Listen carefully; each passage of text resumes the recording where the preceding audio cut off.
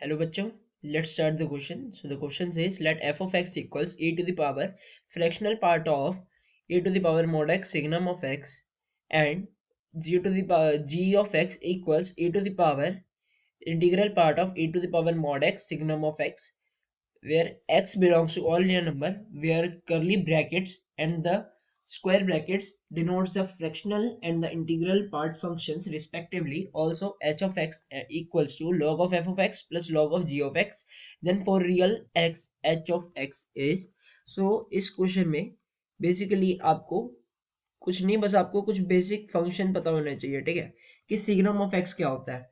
अगर मैं बोलूं कि मेरे को सिग्नम ऑफ एक्स की वैल्यू निकालनी है तो सिग्नम ऑफ एक्स की वैल्यू होती है 1 जब मेरा एक्स होता है ग्रेटर देन 1, और जब सिग्नम ऑफ एक्स मेरा लेस देन, अगर मेरा सिग्नम ऑफ एक्स ये यहाँ पे मेरा जो एक्स है वो ग्रेटर देन 0 होना चाहिए तो मेरी सिग्नम ऑफ एक्स की वैल्यू 1 आएगी।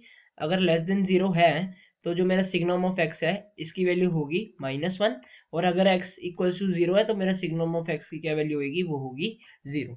तो आपको बस सिग्नम ऑफ एक्स के बारे में पता होना चाहिए था। एक और चीज जो आपको पता होनी चाहिए कि जो मेरा x होता है वो होता है integral part of x plus of fractional part of x। तो इन दोनों चीजों का यूज करके हम इस क्वेश्चन को सॉल्व करेंगे, ठीक है।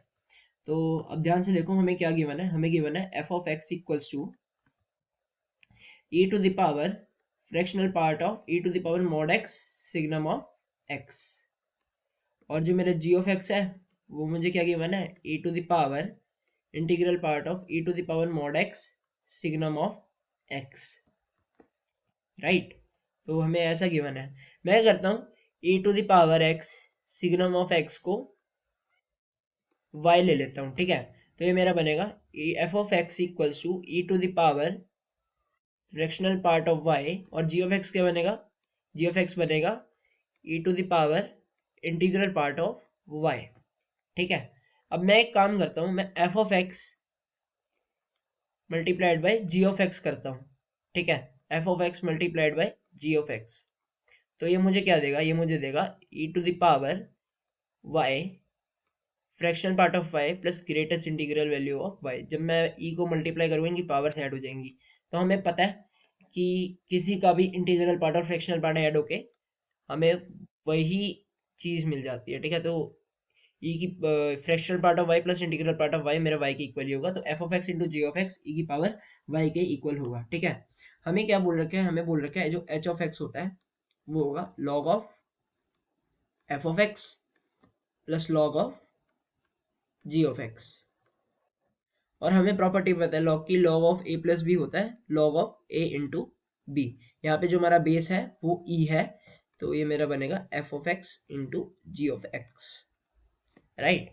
और हमें पता है f of x into g of x की वैल्यू हमने क्या निकाली है, वो निकाली है e की पावर y, तो log e की पावर y जो मेरे को मिलेगा y, तो मेरा h ऑफ x क्या होगा, वो मेरा h ऑफ x होगा y के इक्वल, राइट, ठीक है। तो अब मेरा h ऑफ x y के इक्वल हो गया, या फिर मैं अब y को वापस ऐसे लिख सकता हूँ e की power mod x signum of x, right. अब एक काम करते हैं, इसको थोड़ा और सिंप्लीफाई करके लिखते हैं, ठीक है। इसको थोड़ा और सिंप्लीफाई करते हैं, तो e की power mod x signum of x, तो इसके 3 केस होंगे। हमने देखा था अगर मेरा x ग्रेटर देन 0 होता है तो मुझे क्या मिलेगा, तो e की पावर x मॉड भी मेरा पॉजिटिव में खुलेगा और सिग्नम ऑफ x मेरा 1 रहेगा, ठीक है। और अगर मेरा x इक्वल टू 0 हो जाए तो ये मुझे क्या मिलेगा, ये वैल्यू मेरी क्या होगी, ये 0 होगी, तो मेरे को टोटल वैल्यू क्या मिलेगी, 0, ठीक है।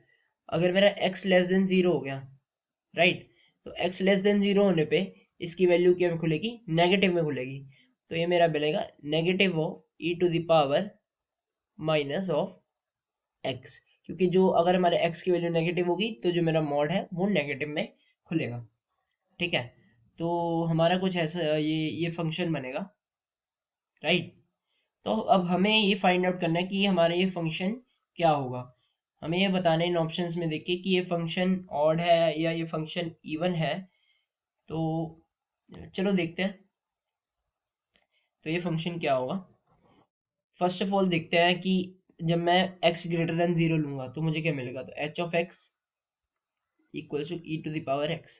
अगर अच्छा, इससे पहले एक और चीज बता दूं कि अगर आपका h of x equal to h of minus x हो जाता है तो जो मेरा फंक्शन है वो होता है इवन। और अगर मेरा h of x equal to minus of h of minus x हो जाता है तो ये मेरा फंक्शन क्या हो जाएगा, ऑड फंक्शन, राइट। तो चलो देखते हैं सॉल्व करके।